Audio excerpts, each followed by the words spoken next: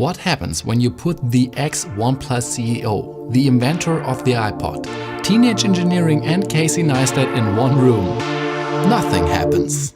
The design of the Nothing Phone 1 is unique and polarizing. The transparent back offers insights of things like the wireless charging coil, parts of the speaker and a lot of dotted covers. I think it's a bit of a shame that you can't see the actual tech, but I understand that circuit boards, contacts and sensors don't appeal to everyone as much as they do to me. This way the whole thing looks neat and still more exciting than an ordinary plain glass back panel. 50% of the plastics used are recycled or bio-based materials. That's industry leading, and 58 kilograms of CO2 per device equals to about 500 kilometers of driving, so that's really not much. The matte angular aluminum frame is even 100% recycled and strongly reminds me of the current iPhones. The similarity cannot be denied in terms of feel in the hand either. Very striking, high quality but not super ergonomic. The coolest design element is guaranteed to be the roughly 900 tiny LEDs that make up the so-called glyph. It flashes in sync to the ringtone, or when a message arrives, or when you use the reverse wireless charging,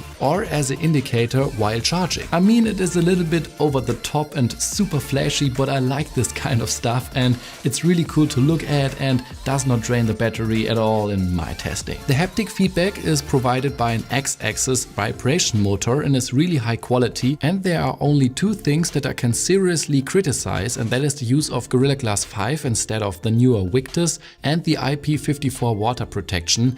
It's not the best, but hey, at least there is one. Every now and then, however, my eyes wander from the back to the front because the display of the Phone 1 is equally as great to look at. 6.55 inches in size with a Full HD Plus resolution, OLED technology for perfect blacks and contrast as well as vivid colors. Because a competitor boycotted Nothing's actual plans to install a 90Hz OLED display, we now get to enjoy 120Hz with 800 nits of typical and 1200 nits of peak brightness. My highlight are the symmetrical bezels all around. It's a rarity in this price range anyway, but also in general, and I love it. If the first smartphone of a small company can deliver such a great display, why can't all the competition to it then? The Phone 1 looks like an iPhone, only better because it doesn't have a notch and just a tiny hole in the corner for the selfie camera. The fingerprint sensor is also in the display and it's optical and too far down for my taste, but it unlocks quickly and reliable. The stereo speakers sound good but lack bass at the full volume. Nothing OS 1.0 is based on Android 12 and it's relatively similar to a Google Pixel. Many fonts have been replaced by Nothing's very own font, and the quick settings are a bit larger and have an overview of connected devices. The home screen has hardly any customization at all, and Nothing only has 4 custom widgets. Only 2 apps are self-designed. The recorder, with a really strong resemblance to the synthesizers of Teenage Engineering, and the camera app. The software is nice to look at and all the important functions are there, but I got the impression that Nothing was a little bit under time pressure. There are occasional stutters and longer loading times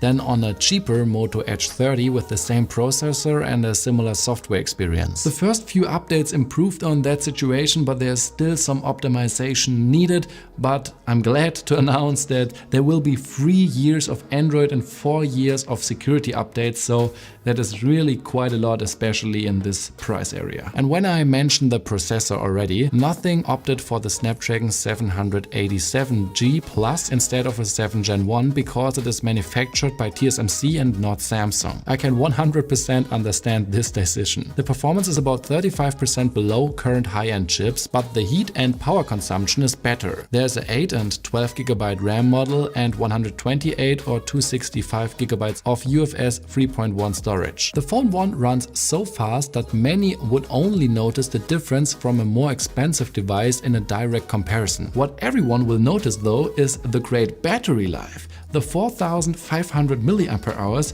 could last me all day long and even more, with 5.5 to 6.5 hours of screen on time. Quite a lot and more than high-end flagship phones right now. Charging is fast, on average with 35 watts up to 50% in 30 minutes. Wireless is done with 15 watts. The dual camera has a surprisingly strong hardware. The IMX766 50 megapixel main sensor with an f1.8 aperture is also found in the Oppo Find X5 Pro, and the 50 megapixel ultra-wide has an Samsung JN1, which is the same sensor than on the Xiaomi 12 and OnePlus 10 Pro. However, nothing has autofocus and macro mode. There's everything you need in the app in terms of modes, and the photos are actually better than I expected, but my expectations were also quite low. After all, this is the first smartphone from a startup. The dynamic range is high, the colors neither under or oversaturated. The photos look detailed and vivid. Most people wouldn't think that this is a 470 euro device. The only thing I could notice negatively